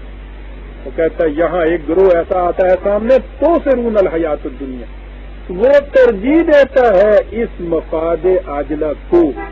دیکھیے آپ, یہاں کے یہ مفاد قابل نفرت نہیں ہے, ترک کر دینے کے قابل نہیں ہے. صرف ایسا وقت جب آ جائے کہ دونوں میں آپ کو تقابل کا وقت آ جائے, اس وقت اسے ترجیح نہیں دینی چاہیے. یہ سرون کہا ہے قرآن نے. کیوں والآخرۃ تو خیر وابقیٰ, اس لیے کہ مستقبل کا جو ہے زندگی انسان کی وہ اس سے کہیں بہتر ہے. اور بہتر کے ساتھ کہا ابقیٰ, وہ ایسی ہے جس کو بقا نصیب ہو سکتی ہے, اسے بقا نہیں ہوتا. اور یہی معیار یہاں کیا. نیک عملی جسے آپ کہتے ہیں اس کے لیے قرآن نے ایک ہی معیار قرار دیا. وَأَمَّا مَا يَنْفَعُ النَّاسَ فَيَمْكُثُ فِي الْأَرْضِ. یاد رکھو نیک عمل کا تمہیں بتائیں کہ معیار کیا ہے. جو شے نو انسانی کو نفع پہنچانے والی ہوگی وہی باقی رہ سکتی. اب یہ جو ابقا کہا تو انسان کے وہ اعمال اس کو بقا بخش سکتے ہیں جو اعمال نو انسانی کے لیے نفع بخش ثابت ہیں. یہ جو بات ہم نے تمہیں کہی کوئی پہلی بار نہیں یہ بات کہی. یہ تو جس دن یہ سلسلہ کائنات وجود میں آیا تھا فطرت کے قوانین ساتھ ہی وجود میں آ گئے تھے, بلکہ اس سے پہلے ہی آ گئے. اسی طرح سے جب یہ انسان اس صفحہ عرضی پہ آیا تمدنی زندگی اس میں بسر کرنی شروع ہوئی, ہم نے یہ قوانین اسی زمانے میں دے دیے تھے. یہ نہیں ہوا کہ اتنا عرصہ تک انسان کو یوں ہی چھوڑ دیا اور آج یہ نئی نئی باتیں دیتے ہیں. ان ھذا لفی الصحف الاولی, یہی کچھ جو ہم آج کہہ رہے ہیں یہی پہلے صحیفوں کے اندر بھی یہی کچھ تھا. صحف ابراہیم و موسیٰ, صحیفہ ابراہیم ہو یا صحیفہ موسیٰ ہو, ان تمام صحف اولی میں بھی یہی کچھ کہا تھا جو ہم آج کہہ رہے ہیں. فرق یہ ہے کہ وہ صحیفے تمہارے پاس موجود نہیں رہے اپنی شکل میں, اسے ہم تمہارے پاس محفوظ رکھیں. صحف ابراہیم تو آج بائبل کے اندر ہے نا, پہلے صحیفے سارے. صحف ابراہیم تو اس میں ہے ہی نہیں. بائبل شروع ہوتی ہے صحف موسیٰ سے, تو اس سے پہلے کے تو صحیفے ہیں ہی نہیں. اور جو ہیں صحیفے اس کی ایک ہی مثال نہیں, تفصیل میں جاؤں گا تو تاریخ بتانی پڑے گی مجھے, وہ تو میری کتاب میں موجود ہے. یہ جو صحف موسیٰ سے بات شروع ہوتی ہے وہ حضرت موسیٰ علیہ السلام کی کتاب بتائی جاتی ہے کہ ان کی طرف یہ نازل ہوئی, اور اس میں حضرت موسیٰ علیہ السلام کی وفات کے بعد کے بھی واقعات درج ہوئے ہوئے. یعنی اتنی سی چیز بتا دیتی ہے کہ وہ بات کی لکھی ہوئی. بہرحال یہی صحف ابراہیم موسیٰ میں تھا جو اپنی اصلی شکل میں نہیں رہے. یہی ساری بنیادی طور پہ ہدایت اس قرآن کے اندر آ گئی جو اب ابدی طور پہ محفوظ کر دی گئی. سورہ الاعلیٰ ختم ہوئی برادران عزیز. سورہ الغاشیہ 88ویں سورت. بسم اللہ الرحمن الرحیم. حالات کا حدیث الغاشیہ, کوئی انداز. اور تیرے پاس اس آنے والے انقلاب کی خبر بھی پہنچی. کون سا انقلاب؟ وہ جو ڈھانپ لے گا تمام چیزیں. آپ دیکھتے اوور آل جو اس کے اوپر محیط کل ہو جائے گا. زندگی کے مختلف شعبوں کے اندر چھوٹے چھوٹے انقلابات تو آتے رہتے ہیں. ایک انقلاب عظیم ہوتا ہے جو زندگی کے تمام شعبوں کو حاوی ہوتا ہے. کو محیط ہوتا ہے. یہ ہے جو قرآن لانا چاہتا ہے. قرآن کے انقلاب کی خصوصیت کبریٰ برادران عزیز یہ ہے کہ وہ مین ایز اے ہول کو لیتا ہے, انسان بتمانا ہی لیتا ہے وہ, اور اس کی پوری زندگی کے ہر گوشے میں ایک انقلاب پیدا کرتا ہے. اس انقلاب کے وقت ہوگا کیا؟ دو گروہ بتائے انسانوں کو, کیسے عجیب گروہ بتائے. وجوہ یومئذ خاشعۃ عاملۃ ناصبۃ. دیکھیے برادران عزیز, غلط نظام کا نقشہ کس طرح دو لفظوں میں کھینچ دیا ہے. ایک گروہ اپنے آپ کو بڑا ہی ذلیل محسوس کرے, یوں کی ہوئی نگاہ, ذلیل پستیوں کے عالم میں. کون سا یہ گروہ ہوگا؟ عاملۃ, محنت کشوں کا گروہ. وضاحت تو یہ نظر آتا ہے کہ عامل عمل کرنے والے, کام کرنے والے, محنت کش. بھئی یہ کیوں اس طرح سے ذلیل محسوس کریں؟ کہا نظام یہ ہوگا عاملۃ ناصبۃ, وہ محنت کش کہ دن بھر محنت کریں گے اور شام کو تکان کے سوا ان کو کچھ نہیں ملے.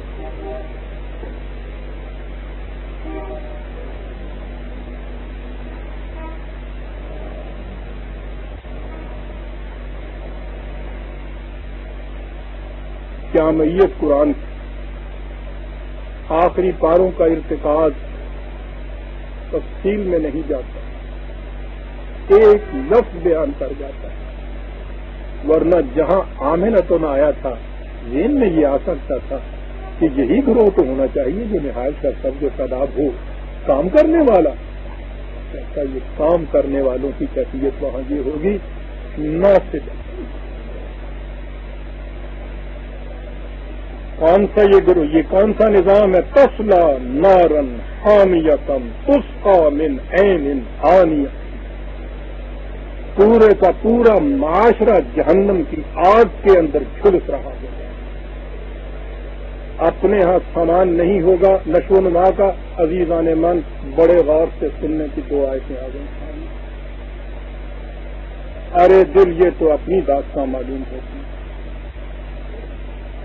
میں سمجھتا ہوں کہ وہ انقلاب بہت قریب آنے والا ہے, اس لیے کہ جس کی نشانیاں قرآن نے بیان کی ہیں نظر آ رہی ہیں ہمارے سامنے ایک ایک کر کے.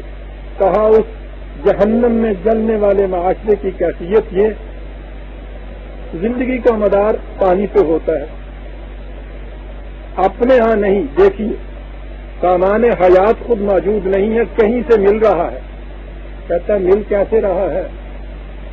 پانی ملتا ہے تو کھولتا ہوں,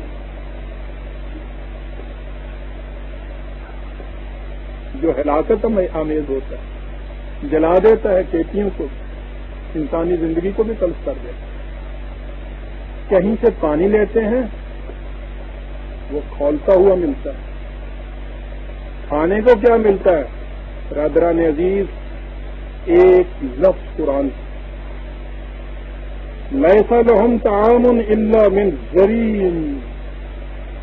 کھانے کو کیا ملتا ہے؟ سمندر میں خس و خاشاک, بدبودار جھاڑیاں, کانٹے دار کچھ ٹہنیاں کہیں سے ٹوٹ ٹوٹ کر وہ وہاں اکٹھی ہو جاتی ہیں. اس کو اس کی ضرورت نہیں ہوتی,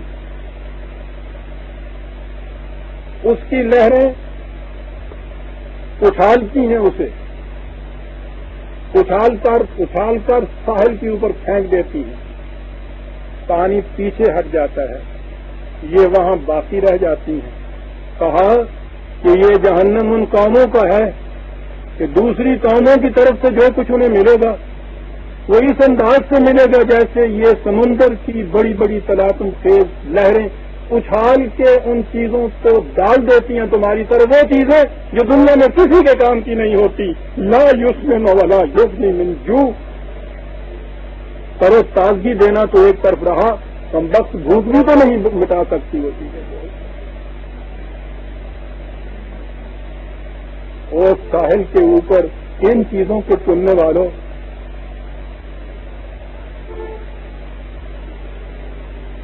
دوسروں کی بخشش پہ اس طرح سے نگاہ رکھنے والوں، جھولیاں لے کر مانگ کر یہ چیزیں کھانے والوں، تمہیں پتہ بھی ہے مل کیا رہا ہے تمہیں اس کے اندر سے؟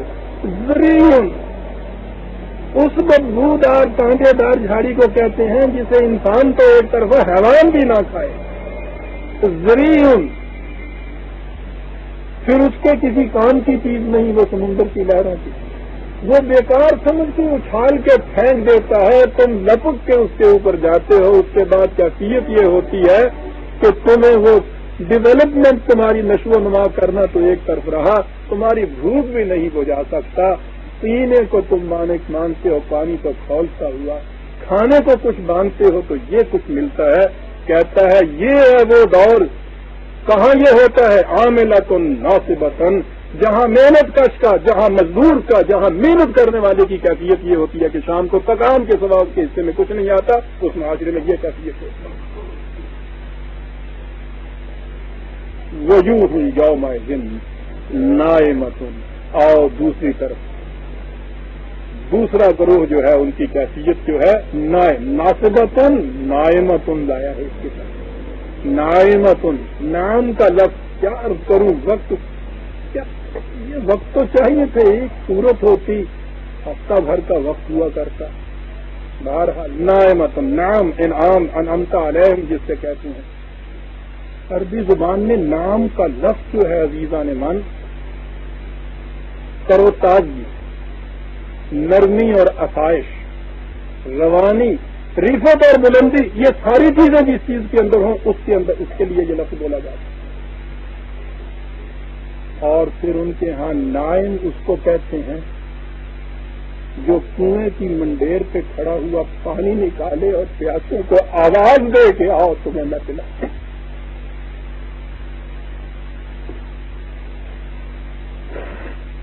وجوہ یومئذ نائم، ایک گروہ وہ کہ جو ان تمام خصوصیات کا حامل ہوگا۔ عزیزان من پہلے سن لیا تھا کہ محنت کش کی کیفیت وہاں کیا ہوگی، اب اس کے برعکس لسعیھا راضیۃ، جس کی محنت بھرپور نتائج لے کے واپس آئے گی۔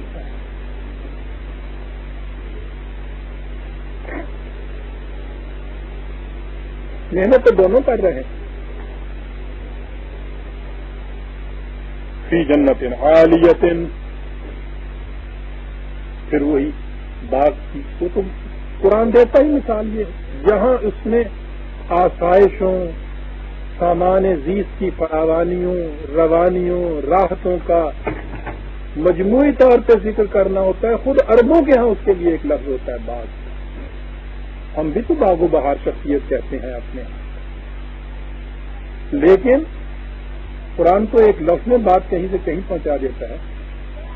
باغ جو ہوتا ہے اس کی سطح ہموار ہوتی ہے، وہ کہتا ہے جنت عالیۃ، وہ باغات کے جن کے ثمر تم کو بلندیوں کی طرف لے جانے والے ہوں گے۔ لا تسمع فیہا لاغیۃ، اس میں کوئی بات بیکار اور لغو نہیں ہوگی۔ لغو ہوتے ہیں یہ پرندوں کی کی جسے ہم کہتے ہیں، شور بہت مچایا جائے، مطلب کی بات کچھ نہ ہو۔ دیکھتے ہیں آج آپ 16 صفحے کے روز اخبار آپ کے سامنے آتے ہیں، ہوتی ہے چینچی ساری یا نہیں، کوئی مطلب کی بات اس میں سے نکلتی ہے، بڑے بڑے بیانات، یہ تقریروں کی تقریریں، صفوں کے صفیں، کتابوں کی کتابیں چلی جا رہی ہیں، لاغیت اس میں یہ بات نہیں ہوگی۔ ہوگا کہ فیہا عین، زندگی کا آب حیات دینے والا چشمہ، ٹھیک ہے بڑی بات تھی، لیکن قرآن ہے، چشمہ وہ نہیں کہ جو تمہارے اپنے ہی باغ کے اندر بہے اور وہیں تک رہے، عین جاریۃ، اپنے پانی کو لے کے آگے بہنے والا چشمہ۔ تو بات ہی یہ ہے، میرے کھیت کا چشمہ، آپ کے کھیت کا چشمہ، یہ تو ہر ایک کے یہاں ہوتا ہے۔ وہ چشمہ جو میرے کھیت سے آگے پانی کو لے جائے، یہ اس معاشرے کی بات ہے. فیہا سرر مرفوعۃ و اکواب موضوعۃ و نمارق مصفوفۃ و زرابی مبثوثۃ.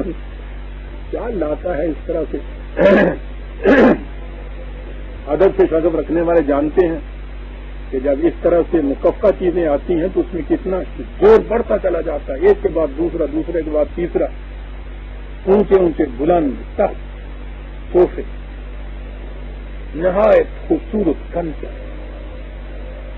بڑے عجیب و غریب گاؤں تکیے لگے, فرشوں کے اوپر قالین بچھے ہوئے.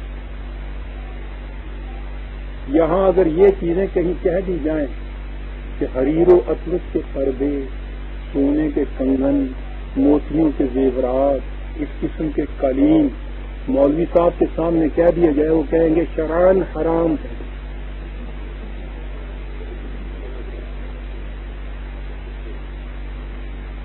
اور یہ ساری چیزیں وہ گنا رہا ہے اس کے اندر انعامات خداوندی کہ یہ چیزیں ملیں گی کس نظام میں جس میں ہر ایک کی محنت بھرپور نتائج لے کے سامنے آئے.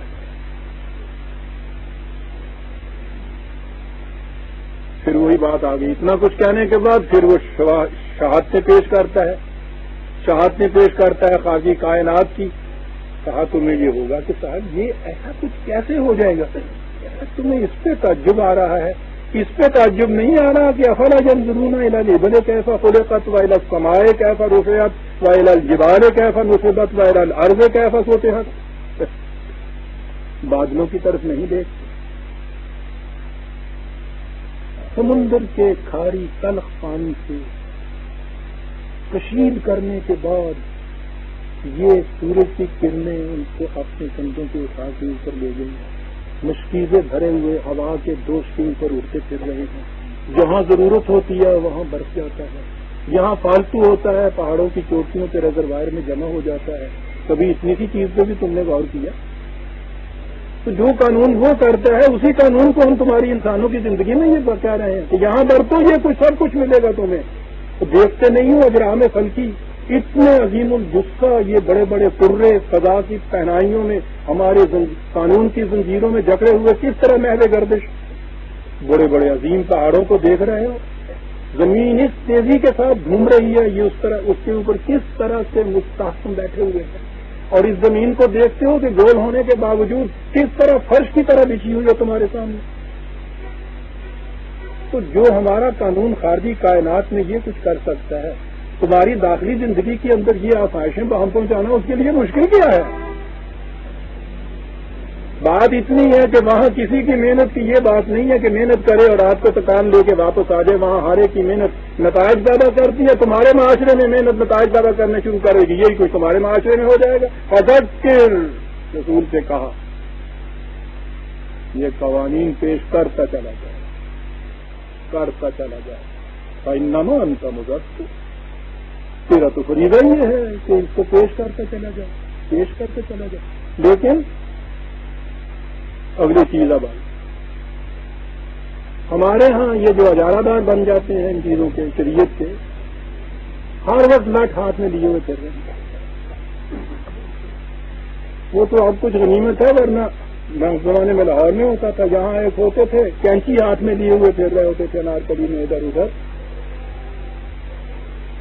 مرد سامنے آئے ہیں تو ان کی لبیں کاٹ رہے ہیں. کوئی عورت اس زمانے میں بہت کم ہی باہر جاتی تھی, لیکن وہ باہر گئی ہے اس کی چٹیاں کاٹ رہے ہیں. نماز پڑھتے ہوئے ہماری ایک بھائی ہمارے ساتھ دلی کی ایک مسجد میں نماز پڑھنے گئے. وہ جو بیان کیا کرتے ہیں تو کہا کرتے ہیں میری یہ شامت آئی تو میں نماز پڑھنے گیا. پتلون پہنے ہوئے کھڑے تھے, کھڑے کھڑے تو خیریت گزری. جو ہی رکوع میں گئے تو ساتھ والے جو تھے انہوں نے اس طرف نگاہ دوڑائی, یعنی نگاہ ادھر آ رہی ہے. دیکھا تو اب ان کی پتلون ٹخنوں سے ذرا نیچے ہو گئی. برداشت کیسے ہو سکتا؟ وہیں اس نے اپنی نماز توڑ دی, بیٹھ گیا. وہ تو غنیمت ہوا کہ کینچی ہاتھ میں نہیں تھی, لیکن باہر اس کو الٹا الٹا الٹا تو کہا کرتے ہیں کہ میری پتلون کی نیکر بنا کے پھر اللہ اکبر کیا کہتے ہیں چلے گئے.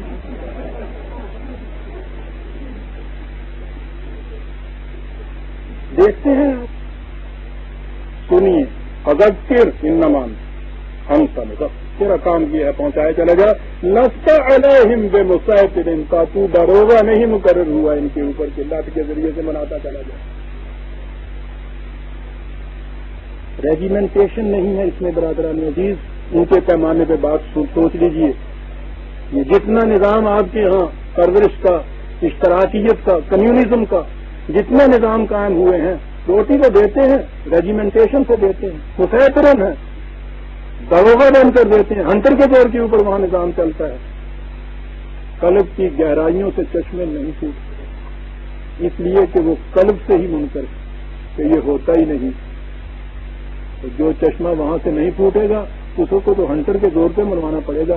ریجیمنٹیشن نہیں ہے. لست علیہم بمسیطر الا من تولی وکفر، تو جو منہ پھیرتا ہے، انکار کرتا ہے اس کے متعلق، لٹ لے کے تو پھر رہا ہے.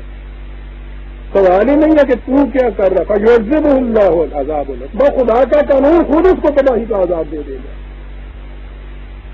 ان الینا ایابہم، بڑی عظیم چیز. ان الینا ایابہم، ایاب کہتے ہیں وہ مقام جہاں پلٹ کے کسی نے ضرور آنا ہے. جدھر جیتا ہے یہ چلے جائیں. تولا کہا تھا نا، یہ تو بھاگ رہے ہیں ادھر ادھر، کہاں بھاگ جائیں، کہاں بھاگ کے جائیں گے. وہ جو کہا کرتے ہیں کہ ساری رات وہ چلتے رہے، صبح جب اٹھ کے دیکھا تو وہیں کہیں تھے. کہا یہ چلنے تو ان کو جدھر جا رہے ہیں، یہ جدھر بھی جائیں گے ان کا قدم ہماری ہی طرف اٹھ کے آئے گا. ہر طرف ہمارا قانون مکافات عمل گھیرا ڈالے ہوئے ہوگا. محیط بالکافرین، ہم تو چاروں طرف سے جان بچھائے ہوئے ہیں صاحب. جانے تو ان کو جدھر جاتا ہے. عجاب کے معنی ہوتا ہے پھر لوٹ کے کہیں آنا. 2 منٹ کی اجازت دیں تو ایک لفظ سامنے آ گیا ہے. کیا بات ہے صاحب قرآن کی. عیاب سے ہی لفظ معاب ہے. ان کے ہاں سفر جب کرتے تھے، ہمارے ہاں بھی پہلے سڑکوں کے اوپر پڑاؤ ہوتے تھے. وہ سفر 10، 12، 15 میل روز کا ہوتا تھا. پھر شام ہو جاتی تھی، وہاں پھر ٹھہر جاتے تھے. وہ راستے میں رکنے کا مقام ہوتا تھا. دوسری صبح پھر آگے چلتے تھے. یہ جو راستے میں رکنے کا، سستانے کا مقام ہوتا تھا، اسے معاب کہتے ہیں. وہاں آنا اور وہاں آ کے ٹھہر جانا، سستانا، پھر آگے جانا. منزل آخری کو نہیں کہتے تھے، معاب کہتے تھے. اس راستے میں جو پڑاؤ آتا ہے اس کو. آپ حیران ہوں گے عزیزان مان، قرآن نے جنت کو معاب کہا ہے.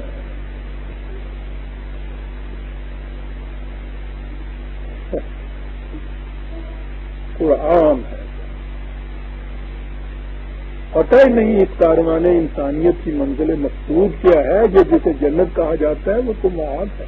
اور پہلا پڑاؤ اور بعد نظر آنا ہے، ذرا سا رک کے پھر آگے جانا. انا الینا ایابہم، یہ ہماری طرف چلے آ رہے ہیں. کاہے کے لیے؟ ثم ان علینا حسابہم، ہم خود حساب اس کا کر لیں گے. تو خان خواہ کے لیے ہنٹر لے کے ان کے پیچھے پیچھے، اس لیے کہ ہنٹر کے ذریعے سے تو ایمان لایا ہی نہیں جا سکتا.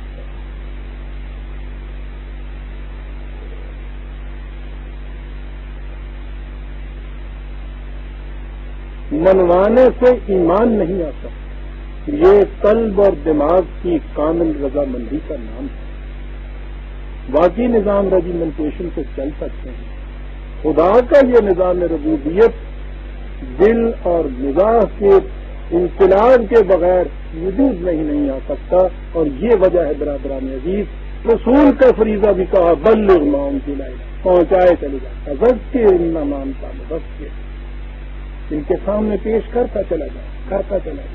اور پھر جو ان میں سے اس طرح سے اس کے اوپر ایمان لائیں ان کو لے کے الگ. یہ وہ جماعت ہوگی جو اتنے بڑے پروگرام کو لے کے چلے گی. اور یہی کام ہے حضور کے بعد بھی جو قرآن کو پہنچانے والا ہو، اس کا کام یہ ہے پہنچائے چلا جائے. ان میں سے پھر جو نکل کے سعادت مند روحیں آئیں گی، یہ وہ ہوں گی کہ جو اس نظام کو متشکل کریں گی. پورا آل غاشیہ ختم ہوئی برادران عزیز. اس کے بعد اگلے درس میں ہم سورہ الفجر لیں گے. لیکن ذرا تشریف رکھیے، ان کو روکیے.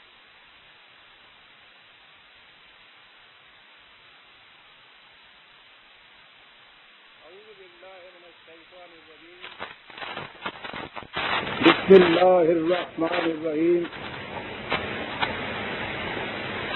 عزیزان من،